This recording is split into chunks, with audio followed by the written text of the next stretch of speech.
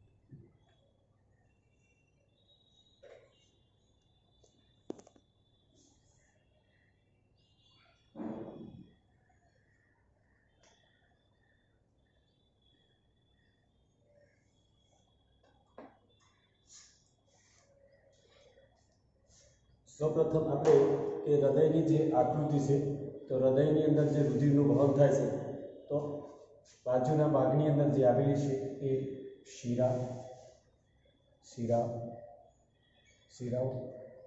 ફુફુસીય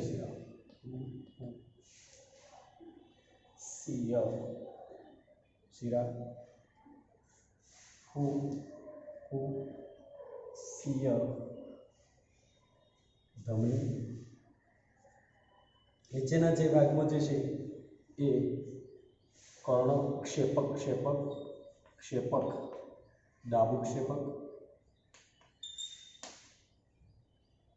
જમણું ક્ષેપક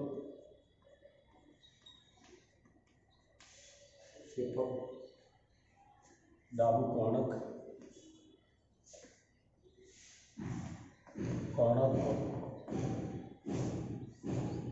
જમણું કર્ણક,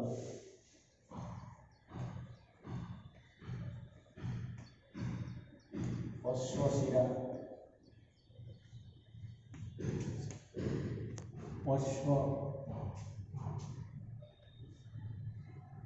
ધમની, અગ્ર ધમની,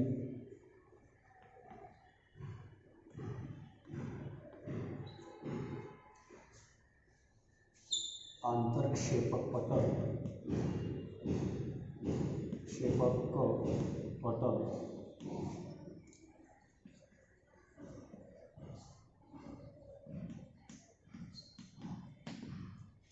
સૌપ્રથમ આપણા શરીરમાં જે રુધિરનું બેવડું વહન થાય છે એની અંદર કે શરૂઆતની જે આપણે વાત કરીએ કે રુધિર દ્વારા ખોરાક, ઓક્સિજન, નકામા પદાર્થો એટલે ઉત્સર્ગ દ્રવ્ય વહન એ રુધિરના માધ્યમ દ્વારા થાય છે।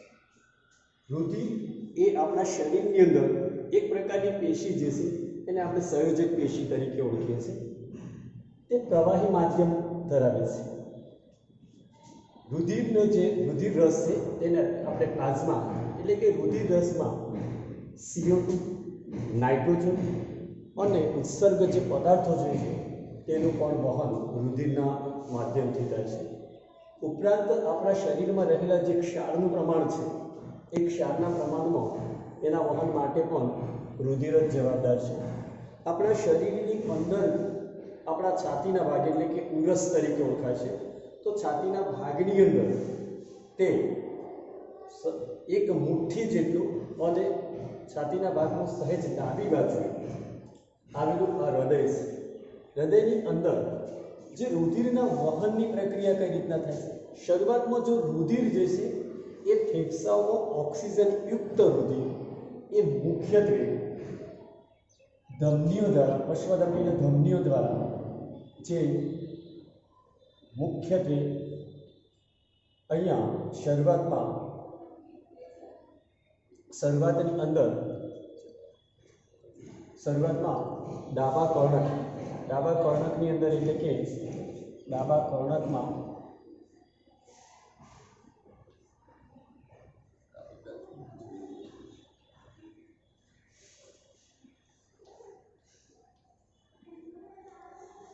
શરૂઆતની અંદર જે શુદ્ધ રુધિર જે છે એ પશ્વ ધમનીઓ દ્વારા મુખ્યત્વે ડાબા કર્ણકની અંદર એન્ટર થાય છે, તે દાખલ થાય છે. અને આ ડાબા કર્ણકમાં જે શુદ્ધ રુધિર છે તે શરૂઆતની અંદર ડાબા કર્ણકમાં દાખલ થયા પછી તેનું સંકોચન થાય છે.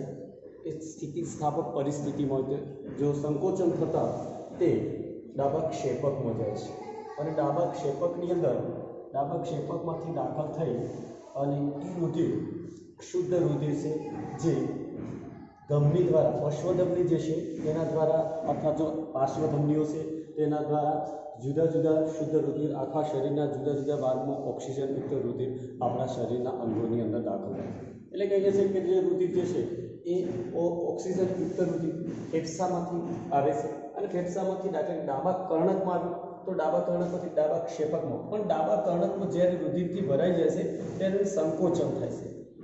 સંકોચન થતાં તે ડાબા ક્ષેપકમાં આવે છે અને ડાબું ક્ષેપક જ્યારે સંપૂર્ણ ભરાય છે ત્યારે તેનું સંકોચન થાય છે અને ત્યાંથી આપણા શરીરમાં જે શુદ્ધ રુધિર ધમનીઓ દ્વારા શરીરના જુદા જુદા વિવિધ ભાગોની અંદર જાય છે.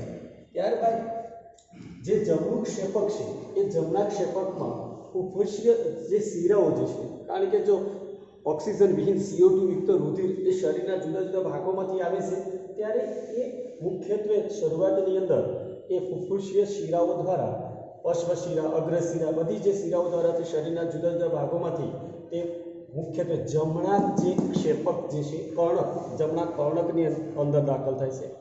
એટલે કે CO2 યુક્ત જે રુધિર છે એ જમણા કર્ણકમાં દાખલ થાય છે અને જમણા કર્ણક સંપૂર્ણપણે રુધિરથી ભરાય છે ત્યારે તેનું સંકોચન થતાં તે જમણા ક્ષેપકમાં દાખલ થાય છે અને જમણા ક્ષેપકમાં જ્યારે આવે છે ત્યારે જે સંપૂર્ણપણે જમણું ક્ષેપક ભરાય છે ત્યારે આ CO2 યુક્ત રુધિર એની અંદર ઓક્સિજન માટે ફેફસાઓમાં જાય છે અને ફેફસાઓમાંથી આ રુધિર જ્યારે ફેફસામાં જાય છે ત્યારે આપણા શ્વસન તંત્ર દ્વારા જે ઓક્સિજન અંદર દાખલ થાય છે એ ઓક્સિજન અહીંયા જે રુધિર O2 મેળવે છે અને O2 મેળવી અને શરીરના અંગમાંથી ફરીથી તે ડાબા કર્ણકમાં દાખલ થાય છે અને ડાબા કર્ણકમાંથી ડાબા ક્ષેપકમાં થાય છે. એટલે કે આ જે હૃદયની અંદર જે છે આ રુધિરનું વહન એ બેવડું વહન તરીકે, કારણ કે એક વખત ઓક્સિજન યુક્ત રુધિર છે, બીજું ઓક્સિજન વિહીન રુધિર એ હૃદયની અંદર સતત એનું વહન થતું હોય છે અને આ રુધિર આપણે સસ્તનમાં જે પ્રાણીઓ જે છે એ દાખલા તરીકે ચતુષ્કંડી બે કર્ણક બે ક્ષેપક હોય તો એની અંદર આ રુધિરનું ક્રમાંતરે નિયમિત આ રુધિરનું વહન ચાલુ રહે છે. ત્યારબાદ જોઈએ આપણે ફેફસામાં ઓક્સિજન કઈ રીતના દાખલ થાય છે. તો ફેફસાની અંદર જ્યારે ઓક્સિજન દાખલ થાય છે અને એ ઓક્સિજન રુધિરની અંદર કઈ રીતના દાખલ થાય. શરૂઆતમાં આપણે નાસિકા છિદ્ર દ્વારા જ્યારે ઓક્સિજન લઈએ છીએ એ ઓક્સિજન નાસિકા પુટરમાં જાય છે એટલે કે નાસિકા છિદ્રમાંથી નાસિકા છિદ્ર જે છે એ છિદ્ર છિદ્રમાંથી નાસિકા કોટરમાં દાખલ થાય છે. કોટર નાસિકા છિદ્ર જે છે નાસિકા કોટરમાંથી નાસિકા છિદ્રમાં દાખલ થાય છે અને નાસિકા કોટરમાંથી શ્વાસ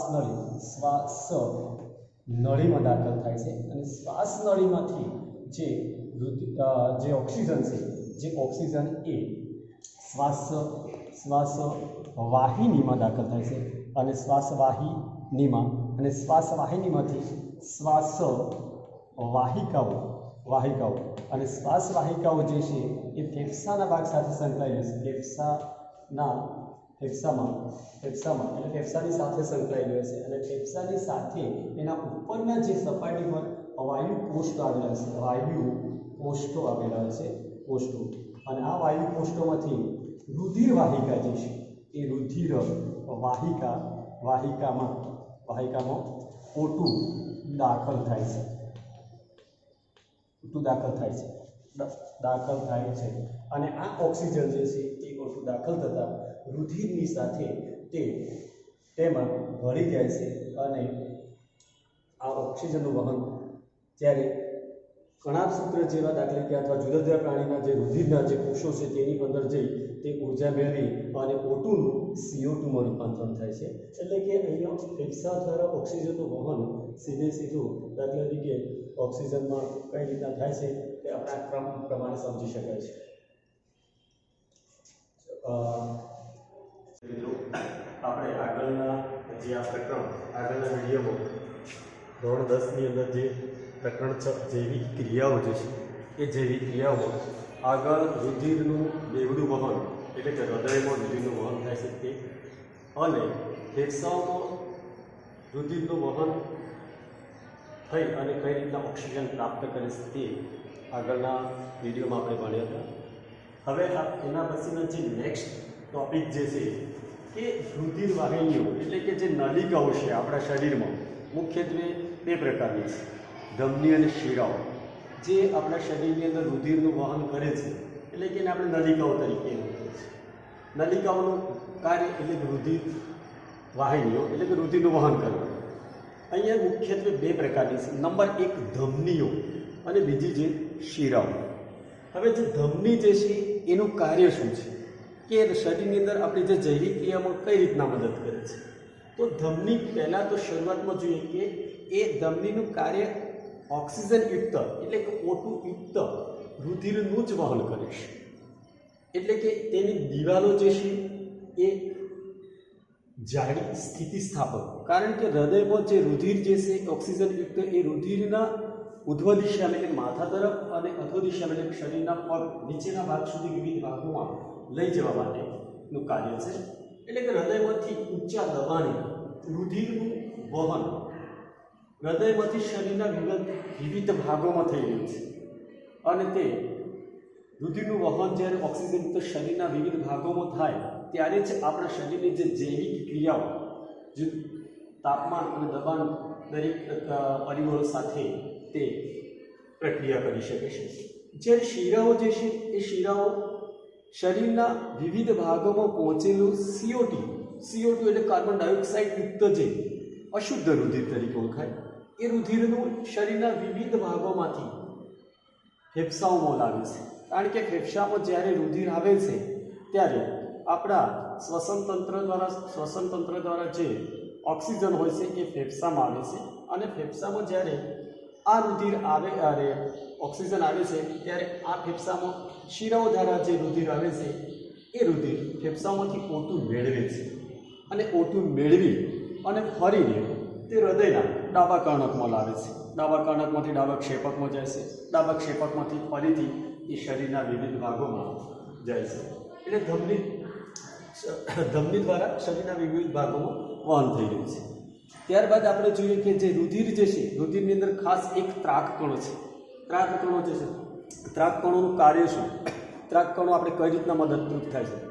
તો ત્રાકકણો જે છે એ આપણા શરીરની અંદર રહેલા જ્યારે આપણા શરીરમાં કોઈ પણ કારણોસર દાખલા તરીકે ઘણીવાર આપણે ઘાયલ થઈએ, શરીર પર ઘા પડે છે, ત્યારે ઘા પડે છે ત્યારે તે દાખલા તરીકે ઘા પડ્યા પછીના થોડા જ સમયમાં આપણા શરીરમાંથી વહેતું રુધિર બંધ થઈ જાય છે આ રુધિર બંધ થવા માટે જવાબદાર ત્રાકકણો છે. આ ત્રાકકણો જે છે એ જ્યાં રુધિર લીક થતું હોય, જે ઘામાં પડેલો હોય તે ભાગમાં એક કવર બનાવી દે છે અને રુધિરનું વહન થતું અટકાવે છે. તેની સાથે બીજી પણ છે આપણે એક લસિકા જે છે એ લસિકાઓ જે છે લસિકા કણો રુધિરમાં તેનું વહન થતું હોય છે. પણ લસિકા એ રુધિર રસમાં રહેલા પ્રોટીન અને રુધિર રસ સાથે મળી અને એ લસિકા વાહિની બનાવે છે. અને આ લસિકા વાહિની એ મુખ્યત્વે શિરાઓમાં ખુલે છે અને આ તે પણ એક જૈવિક ક્રિયાઓ માટે મદદરૂપ થાય છે. આ લસિકા જે છે એ મુખ્યત્વે બનેલું એક પ્રોટીનનું છે. ત્યારબાદ આપણે આગળનો જે ટોપિક છે વનસ્પતિમાં વહન કઈ રીતના થયું કે વનસ્પતિની અંદર મુખ્યત્વે બે પ્રકારની છે. એક જલવાહક પેશી આવેલી છે અને બીજી અનવાહક પેશી. કારણ કે જલવાહક પેશીમાં પાણીનું વહન થવું, અન્ય ક્ષારોનું વહન થવું, ત્યાર અને અનવાહક પેશી જે છે એ પ્રકાશ સંશ્લેષણ દ્વારા જે ખોરાક તૈયાર થાય છે એ શરીરના વિવિધ ભાગોમાં એટલે કે વનસ્પતિના વિવિધ ભાગોની અંદર એ ખોરાકને મોકલે છે. જોઈએ આપણે શરૂઆત એક ડાયાગ્રામ છે, એક આકૃતિ છે. આકૃતિ પરથી આપણે ખ્યાલ આવે છે. અહીંયા મેં જે પીળા કલરથી વચ્ચેના ભાગમાં જે દર્શાવેલી છે એ જલવાહક પેશી છે. નંબર 1 જલવાહક પેશી એટલે કે પીળા કલરમાં જે દર્શાવેલી જલવાહક પેશી છે એ જલવાહક પેશી. જલવાહક પેશી નીચેના ભાગમાં જાય છે, બે ભાગોમાં ડિવાઈડ થાય છે એટલે જલવાહિની બને છે. અને જલવાહિની જે મૂળ હોય છે, મૂળ રોમની અંદર નાના નાના ભાગોમાં એટલે જલવાહિની તરીકે નિર્માણ પામે છે. આ જે વહન જે છે જલવહન એટલે કે પાણીનું વહન એ હંમેશા ઉર્ધ્વ દિશામાં એટલે કે જમીનમાંથી ઉપરના ભાગની તરફ જાય છે. અને જે જમીનમાં રહેલા ખનિજ ક્ષારો પાણીનું વહન કરે છે. પણ ક્યારે કે જે આ જલવાહક વાહિની એ માટીના કણોના સંપર્કમાં મૂળ રોમમાં આવેલી હોય છે, ત્યારે એ માટીના કણોની સાથે ઊંચા દબાણ એટલે સંકેન્દ્ર આશ્રુતિદાબના જે આપણે પ્રક્રિયા છે કે સંકેન્દ્રણ દ્વારા એ મૂળમાં રહેલી જલવાહિનીમાં દાખલ થાય છે અને જલવાહિનીમાંથી જલવાહિનીમાં આવે છે અને જલવાહિનીમાંથી મૂળમાં આવે છે.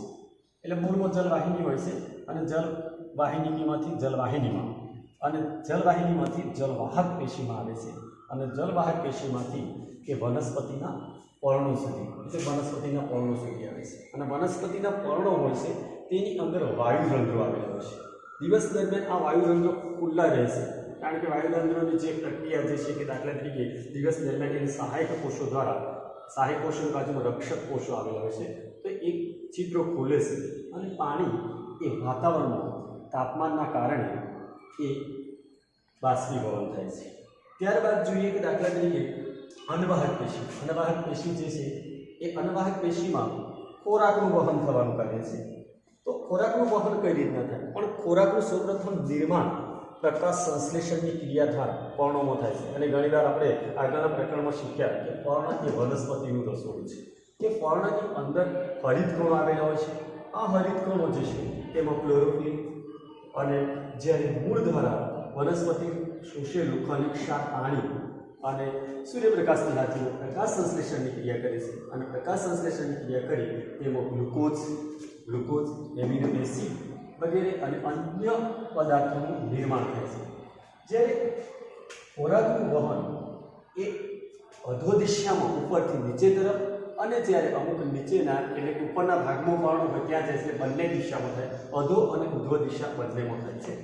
અને તે આ ખોરાક જે છે એ વનસ્પતિના વિવિધ ભાગોમાં એટીપી સ્વરૂપે એટલે કે ઊર્જા સ્વરૂપે એટીપી એડિનોસાઇન ટ્રાઇફોસ્ફેટ સ્વરૂપે સંગ્રહ થાય છે. અને આ સંગ્રહ થયા પછી તે વનસ્પતિની જૈવિક ક્રિયાઓમાં તે મદદરૂપ થાય છે. તેવી જ રીતના આપણે આગળનો જે મુદ્દો જે છે કે ઉત્સર્જન. આ ઉત્સર્જન મુખ્યત્વે આપણે એક મનુષ્યનું લઈએ છીએ. ઉત્સર્જન તંત્ર એટલે શરીરમાં રહેલા વિવિધ નકામા પદાર્થોનો ત્યાગ કરવો. કારણ કે આપણી કુદરતી જે છે કે કુદરતી જૈવિક ક્રિયાઓ કે આપણા શરીરમાં રહેલા નકામા પદાર્થો જ્યાં સુધી શરીરમાં હોય એનો નિકાલ ના થાય ત્યાં સુધી જૈવિક ક્રિયાઓ વ્યવસ્થિત થતી નથી. એટલે કે અહીં માનવમાં ઉત્સર્જન તંત્ર અહીંયા દર્શાવેલું છે. આપણે જોઈએ કે દાખલા તરીકે આ જે દર્શાવેલું છે એ મહાશિરા છે, આ બાજુ જે દર્શાવેલી છે એ મહાધમની છે. મહાશિરા અને મહાધમની સાથે અહીંયા દાખલા બે મૂત્રપિંડ આવેલા છે. એક ડાબું મૂત્રપિંડ અને બીજું જે છે જમણું મૂત્રપિંડ, જમણું મૂત્રપિંડ. આ મૂત્રપિંડની અંદર જે દાખલા તરીકે આપણા શરીરમાં રુધિર અને પાણી બંને સાથે સંયોજાયેલા હોય છે, તે ઉત્સર્જન તંત્રમાં મુખ્યત્વે ઉત્સર્જન તંત્ર દ્વારા, એટલે એની અંદર જ્યારે આ જે મૂત્રપિંડની અંદર તેનું સૂક્ષ્મ ગાળા નલિકાઓ દ્વારા તે પ્રવાહી એટલે કે મૂત્રનો સંગ્રહ થાય છે, શોષણ થાય છે અને રુધિરનું શુદ્ધિકરણ અહીંયા થાય છે. અને આ મૂત્રપિંડમાં રુધિરનું શુદ્ધિકરણ થઈ અને તે રુધિરમાં મૂત્રપિંડમાંથી મૂત્રવાહિની દ્વારા મૂત્રાશયમાં આવે છે. અને મૂત્રાશયની અંદર એ સંપૂર્ણ મૂત્રાશયમાં જે આ યુરિન છે એ ભરાય છે અને મૂત્ર માર્ગ દ્વારા તેનું આપણે વહન કરીએ છીએ. એટલે અને બાકીનું જે છે આપણા શરીરમાં રહેલા જે વિવિધ ભાગોમાં, એટલે કે પરસેવા સમયે પણ આ ઉત્સર્જન તંત્ર દ્વારા જ નકામા પદાર્થોનો આપણે ત્યાગ કરીએ છીએ. ચલો, આજના દિવસ માટે દરેક વિદ્યાર્થીઓને ધન્યવાદ. નમસ્તે વિદ્યાર્થી મિત્રો, આપણે અગાઉના વિડીયોમાં પ્રકરણ 6 જૈવિક ક્રિયાઓમાં જે આગળના ઉત્સર્જન તંત્ર વિશેનો અભ્યાસ કર્યો. હવે ઉત્સર્જન તંત્રમાં મૂત્રપિંડ નલિકાનું જે એની સંરચના કઈ રીતના છે તે હું આકૃતિ દ્વારા સમજાવીશ. મૂત્રપિંડ નલિકા ની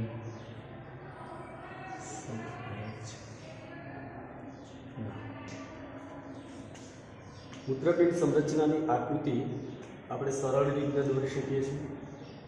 બુકમાં જોતાં થોડી હાર્ડ લાગે છે, પણ એને આપણે એ રીતના સરળ રીતે દોરવા માટે સૌપ્રથમ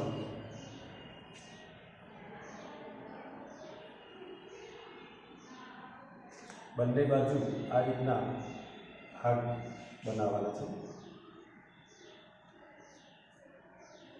અને આ બંને ભાગોને બેવડાવી દેવાના ડબલ લાઈનમાં.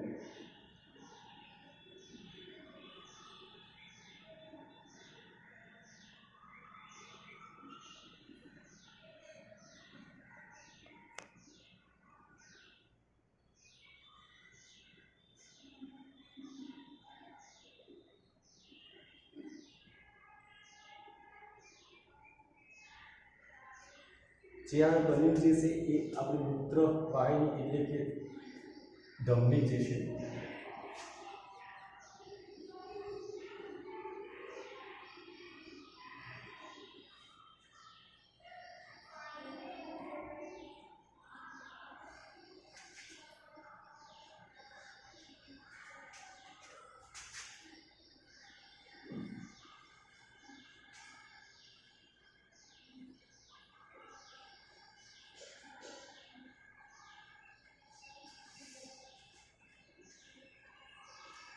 આ જે સંગ્રહક નલિકા એટલે મૂત્રપિંડ સંગ્રહ કરતી એટલે મૂત્રપિંડ સંગ્રહ નલિકા, સંગ્રહણ નલિકા. ત્યારબાદ બાજુના ભાગમાં જ્યારે આપણા રુધિરની સાથે નકામા ઉત્સર્ગ દ્રવ્ય જે છે એટલે કે નાઇટ્રોજનયુક્ત યુરિયા, યુરિક એસિડ જેવા જે ઘટકો જે છે એ બાઉમેનની કોથળીમાં આવે છે.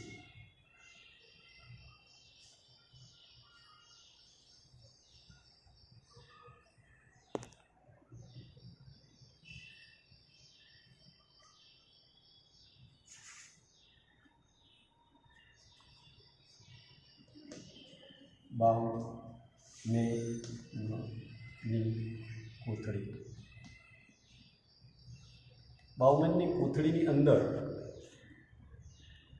ધમની હોય છે, જે બહારથી આવતી ધમનીઓ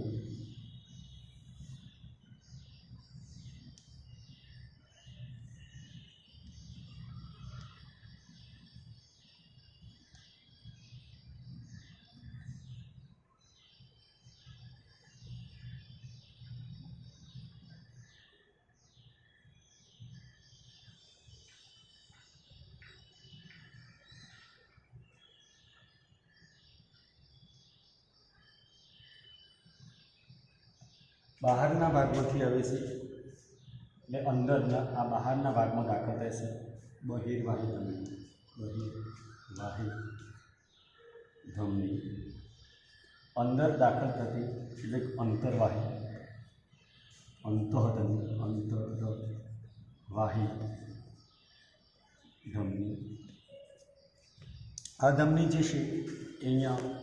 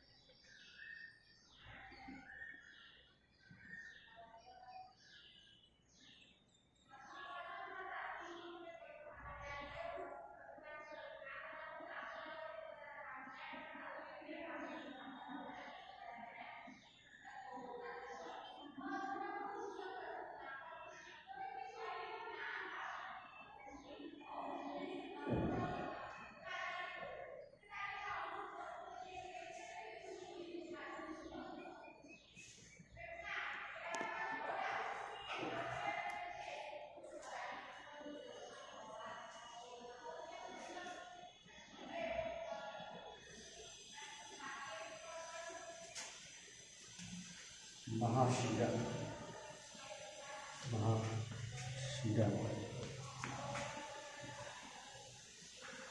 મહાધમની.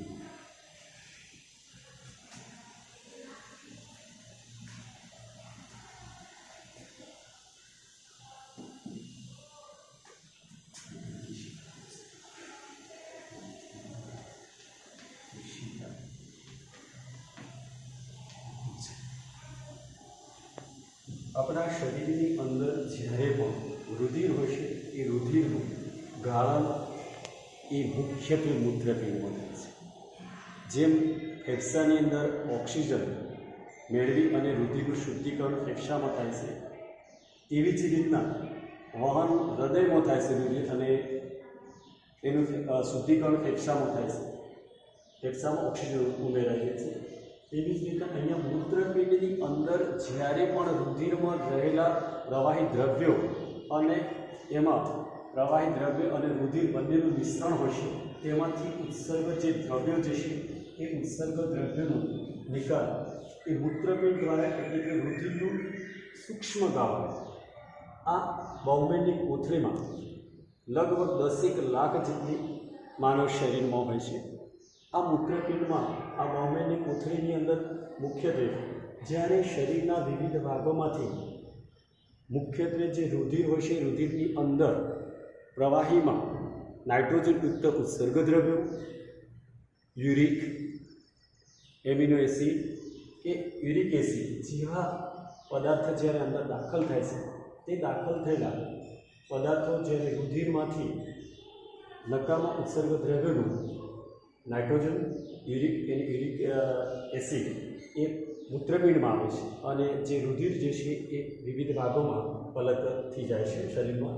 ત્યારે આ જે બહુમેનની કોથળીમાંથી તે મુખ્યત્વે અહીંયા આપેલી અંતરવાહી ધમનીથી અંદર દાખલ થાય છે, બહિર્વાહી ધમનીથી બહારની તરફ એ ધમની મહાધમનીમાં દાખલ થાય છે અને તે મહાધમની મુખ્યત્વે મહાશિરા સાથે કનેક્ટેડ હોય છે અને તે બહુ ગૂંચળદાર હોય છે અને ત્યાંથી એ મુખ્યત્વે આવેલી જે સંગ્રહક નલિકા દ્વારા સંગ્રહક નલિકામાં દાખલ થઈ અને તે મૂત્રાશયમાં આ ઉત્સર્ગ દ્રવ્યનો સંગ્રહ કરે છે, મૂત્રાશયમાંથી મૂત્રમાર્ગો દ્વારા આ ઉત્સર્ગ પદાર્થોનો ત્યાગ કરવામાં આવે છે. ત્યારબાદ વનસ્પતિમાં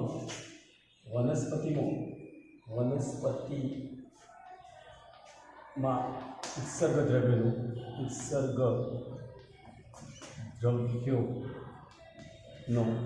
ત્યાગ. વનસ્પતિની અંદર કઈ રીતના થશે? વનસ્પતિની અંદર મુખ્યત્વે પ્રકાશ સંશ્લેષણની ક્રિયા દ્વારા તે પોતે ખોરાક બનાવે છે, પણ વનસ્પતિ મનુષ્યથી વિપરીત પરિસ્થિતિમાં છે. ઓક્સિજન લે છે, કાર્બન ડાયોક્સાઇડ લે છે અને જ્યારે ઓક્સિજન છે એ O2નો વાતાવરણમાં ત્યાગ કરે છે.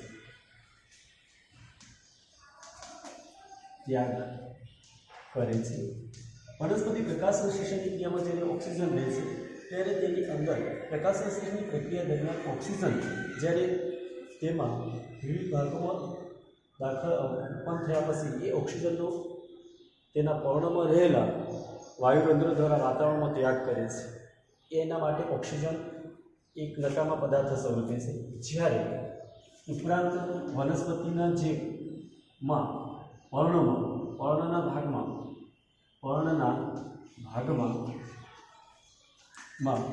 આ ઉત્સર્ગ જે દ્રવ્ય છે, ઉત્સર્ગ દ્રવ્યનો સંગ્રહ થાય છે.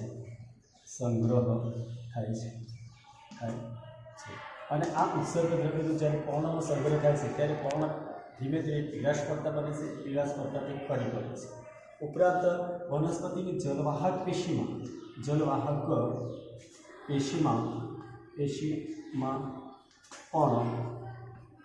પણ ઉત્સર્ગ દ્રવ્યનું વહન થાય છે. ત્યારબાદ વનસ્પતિના જે વિવિધ ભાગોમાં વનસ્પતિના જે વિવિધ ભાગ છે, વિવિધ ભાગોમાં રાળ, ગુંદર સ્વરૂપે ઉત્સર્ગ દ્રવ્યોનો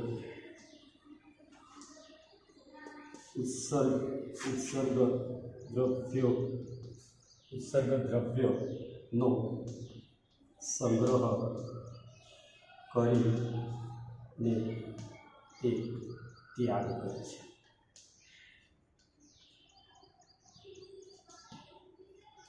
વનસ્પતિમાં રહેલા જે કાર્બન ડાયોક્સાઇડ પ્રકાશ સંશ્લેષણની ક્રિયા દરમિયાન લઈ અને ઓક્સિજન પર તે ઉત્સર્ગ દ્રવ્ય સ્વરૂપે ત્યાગ કરે છે અને તેના પર્ણનામાં રહેલા વિવિધ ભાગોમાં અથવા વનસ્પતિના વિવિધ ભાગોમાં જે ઉત્સર્ગ દ્રવ્ય તરીકે રાળ અને ગુંદર જેવા પદાર્થોનો લાંબા સમય સંગ્રહ કર્યા પછી તે પણ ફરી પડે છે અથવા તો તેના વિવિધ ભાગોમાં રહેલા રાળ અને ગુંદર જેવા ભાગોનો બહાર નિકાલ થઈ અને તે મુખ્યત્વે તે ઉત્સર્ગ દ્રવ્ય સ્વરૂપે ત્યાગ કરે છે.